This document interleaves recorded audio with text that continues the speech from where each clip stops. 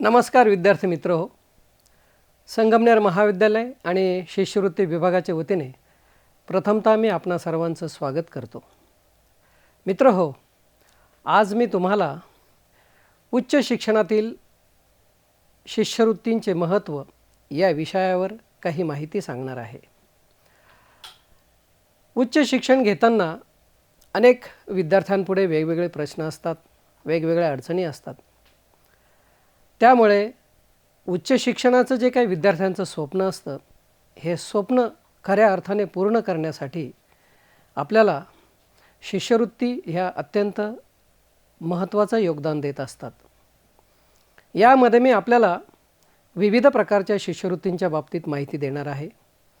त्यामध्ये सर्वात महत्त्वाची आणि अत्यंत गरजेची शिष्यवृत्ती म्हणजे भारत सरकार पोस्ट मॅट्रिक शिष्यवृत्ती. ही शिष्यवृत्ती जे विद्यार्थी SC, ST, OBC, SBC आणि VJNT या प्रवर्गातील जे विद्यार्थी आहेत, अशा विद्यार्थ्यांना UG आणि PG या दोन्ही स्तरावर या शिष्यवृत्तीचा लाभ हा घेता येतो. अनेक विद्यार्थी हे ग्रामीण भागातून, त्याचबरोबर आर्थिकदृष्ट्या दुर्बल कुटुंबातून महाविद्यालयीन शिक्षण करण्यासाठी येत असतात. परंतु शिक्षणासाठी सर्वात महत्त्वाची गोष्ट म्हणजे आहे ते म्हणजे अर्थसहाय्य. आणि हे अर्थसहाय्य शिक्षण घेण्यासाठी जे आपल्याला मिळतं ते या शिष्यवृत्तीच्या माध्यमातून मिळत असतं. जसं की मी मागाशी सांगितलं की भारत सरकार पोस्ट मॅट्रिक स्कॉलरशिप या शिष्यवृत्तीच्या माध्यमातून हजारो विद्यार्थी महाविद्यालयामध्ये प्रवेश घेतात आणि उच्च शिक्षणाचं आपलं जे स्वप्न आहे ते स्वप्न सत्यामध्ये उतरवतात. मग यामध्ये UG लेवलला FY, BA, BCom, BSc, त्याचबरोबर PG लेवलला MA, MCom, MSc, MCS, MCA अशा विविध शाखांमधून विद्यार्थी शिक्षण घेतात आणि या विद्यार्थ्यांना या भारत सरकार पोस्ट मॅट्रिक स्कॉलरशिप या शिष्यवृत्तीचा फार मोठ्या प्रमाणावर लाभ होत असतो. परंतु यासाठी जे काही निकष आहेत ते निकष देखील आपण समजून घेतले पाहिजेत.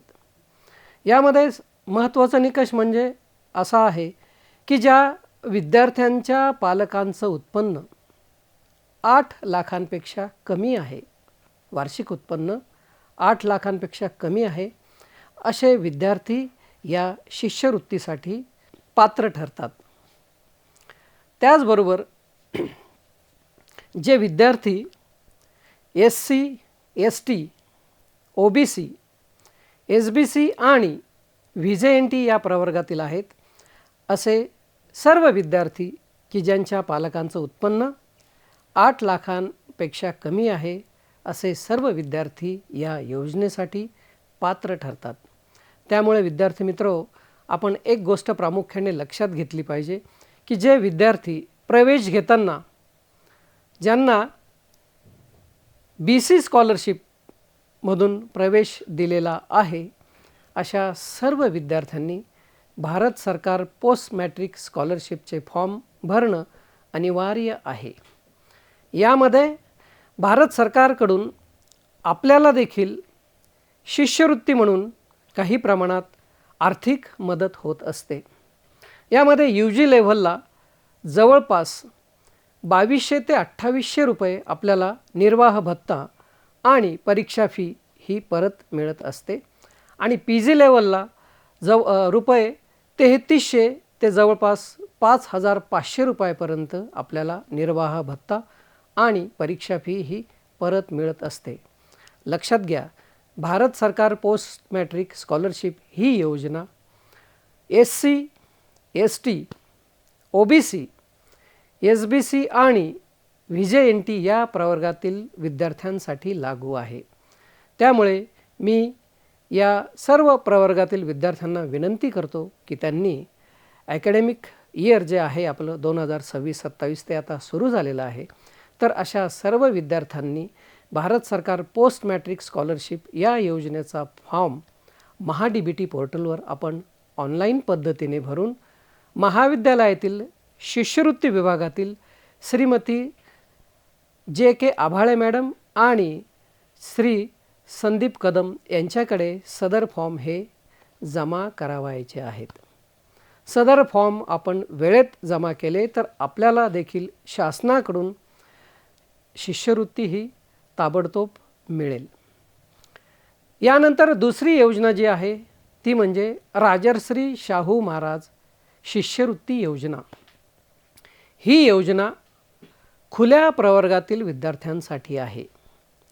पूर्वी या योजनेचं नाव EBC आर्थिकदृष्ट्या दुर्बल घटकातील विद्यार्थ्यांना मिळणारी शिष्यवृत्ती असे होते, परंतु राज्य शासनाने या शिष्यवृत्तीचं नाव राजर्षी शाहू महाराज शिष्यवृत्ती योजना असं केलेलं आहे. त्यामुळे जे विद्यार्थी ओपन कॅटेगरी खुल्या प्रवर्गातील आहेत अशा विद्यार्थ्यांनी या योजनेचे फॉर्म भरायचे आहेत. यासाठीचे जे काही निकष आहेत ते म्हणजे ज्या विद्यार्थ्यांच्या पालकांचं वार्षिक उत्पन्न हे ₹8 लाखांपेक्षा कमी आहे असे सर्व ओपन कॅटेगरीतील विद्यार्थी या योजनेसाठी पात्र आहेत. आता या दोन्ही योजनांच्या संदर्भात आपल्याला आवश्यक जी काही कागदपत्रं आहेत त्या संदर्भात आपल्याला थोडक्यात माहिती देतो. यामध्ये विद्यार्थी मित्र जे कागदपत्र आपल्याला लागणार आहेत ती जवळपास आपल्याकडे आहेत, परंतु बऱ्याच वेळा असं होतं की विद्यार्थी आपलं बँक अकाउंट हे ओपन करत नाही. त्यामुळे या योजनांसाठी लागणारी जी काही डॉक्युमेंट्स आहेत त्यामध्ये आपला शाळा सोडल्याचा दाखला, मागील वर्षाचं गुणपत्रक अर्थात मार्कशीट, वडिलांचा उत्पन्नाचा दाखला, त्याचबरोबर आपलं बँकेचं पासबुक, रहिवासी म्हणजेच डोमासाईल दाखला, त्याचबरोबर रेशन कार्ड आणि जर विद्यार्थी अपंग असेल तर अपंगत्वाचा दाखला. जर शिक्षणामध्ये आपला खंड पडला असेल तर ₹100 स्टॅम्पवर हमीपत्र आपल्याला करून द्यायचं आहे शिक्षणात खंड असल्याबाबतचा. अशी ही सर्व कागदपत्रं आपल्याला या दोन्ही योजनांसाठी अत्यंत आवश्यक आहेत. त्यामुळे यापैकी जर एखादं डॉक्युमेंट्स आपल्याकडे कमी असेल तर विद्यार्थ्यांनी त्वरित ही डॉक्युमेंट्स काढून घ्यावीत, कारण या शिष्यवृत्ती फॉर्म भरण्याचा जो कालावधी आहे तो साधारण सप्टेंबर ते डिसेंबर या 4 महिन्याच्या कालावधीमध्ये हे फॉर्म ऑनलाईन पद्धतीने भरून घेतले जातात. परंतु आपण शेवटच्या मुदतीचा विचार न करता जेवढ्या लवकर आपण हे स्कॉलरशिपचे फॉर्म भराल तेवढ्या लवकर आपल्याला या स्कॉलरशिपचा लाभ आपल्याला मिळणार आहे. यामध्ये महत्त्वाचं म्हणजे जे विद्यार्थी ऑनलाईन पद्धतीने स्कॉलरशिपचा फॉर्म भरणार नाहीत अशा विद्यार्थ्यांना मात्र पेईंगनुसार महाविद्यालयाची फी भरून द्यावी लागेल. त्यामुळे या आर्थिक नुकसानीस स्वतः विद्यार्थी जबाबदार राहील याची कृपया आपण सर्व विद्यार्थ्यांनी नोंद घ्यायची आहे. यासोबत केंद्र सरकारच्या आणखी काही योजना आहेत त्यामध्ये सुद्धा गुणवत्ता हा निकष घेऊन अनेक योजना केंद्र सरकार राबवते. त्यामध्ये सेंट्रल सेक्टर स्कॉलरशिप ही योजना आहे. ही योजना FY या वर्गापासून सुरू होते, म्हणून 12वी नंतर जे विद्यार्थी FYला आलेले आहेत त्या विद्यार्थ्यांमधून गुणवंत जे विद्यार्थी आहे अशा विद्यार्थ्यांसाठी ही योजना आहे. त्याचबरोबर दुसरी योजना जी आहे ती म्हणजे जे विद्यार्थी हँडिकॅप आहेत अशा विद्यार्थ्यांसाठी ही योजना आहे. त्याचबरोबर तिसरी योजना जी आहे ती बीडी कामगार शिष्यवृत्ती. ज्या विद्यार्थ्यांचे पालक बीडी कामगार आहेत अशा विद्यार्थ्यांना देखील केंद्र सरकार आर्थिक सहाय्य देते. त्याचबरोबर आणखीन जी काही योजना आहे जी आपण प्रायव्हेट संस्थेकडून दिली जाते असं आपण म्हणूया, त्याच्यामध्ये Hindustan petroleum corporation limited HPCL ही योजना आहे. या योजनेचे फॉर्म देखील आपल्याला ऑनलाईन पद्धतीने भरून घेतले जातात. आणि त्यानंतर आणखीन एक योजना आहे ती म्हणजे सीताराम जिंदाल स्कॉलरशिप. सीताराम जिंदाल फाउंडेशनच्या वतीने दरवर्षी अनेक विद्यार्थ्यांकडून स्कॉलरशिपचे फॉर्म हे भरून घेतले जातात आणि त्यांना अतिशय चांगल्या पद्धतीची अतिशय चांगल्या रकमेची स्कॉलरशिप जी आहे ती सीताराम जिंदाल फाउंडेशनच्या वतीने त्या विद्यार्थ्यांना मान्य होते. तर अशा पद्धतीने आपली जी काही उच्च शिक्षणाचे आपले जे काही स्वप्न आहेत, हे स्वप्न पूर्ण करण्यासाठी आपल्याला आर्थिकदृष्ट्या अत्यंत महत्त्वाची जी योजना आहे ती म्हणजे सर्वप्रथम भारत सरकार पोस्ट मॅट्रिक स्कॉलरशिप या योजनेच्या माध्यमातून आजपर्यंत हजारो लाखो विद्यार्थ्यांनी आपलं उच्च शिक्षणाचं स्वप्न जे आहे ते पूर्ण केलेलं आहे. त्यामुळे आपणास देखील विनंती आहे की आपण देखील या योजनेचा लाभ घेऊन आपल्या उच्च शिक्षणाचं स्वप्न आपण पूर्ण करावं. मित्रांनो, या सर्व शिष्यवृत्तींसाठी लागणारी जी कागदपत्रं आहेत ती सुद्धा आपण लक्षात घ्यायची आहेत. त्यामध्ये प्रवेश पावती, पालकांचा उत्पन्नाचा दाखला, कास्ट सर्टिफिकेट म्हणजेच जातीचा दाखला, त्याचबरोबर रहिवासी म्हणजेच डोमासाईल दाखला, मागील वर्षीचे गुणपत्रक, त्याचबरोबर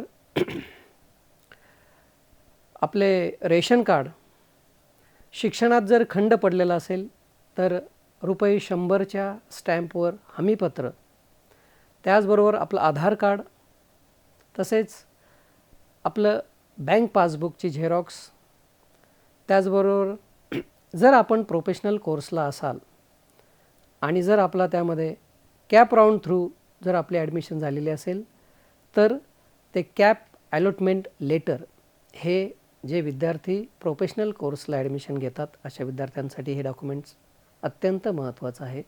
तर या सर्व वरील कागदपत्र जे मी सांगितली ही कागदपत्र आपण आपल्याकडे ठेवायची आहेत. त्यासोबत या शिष्यवृत्तींच्या संदर्भात आम्ही आपणाला वेळोवेळी भेटणार आहोत.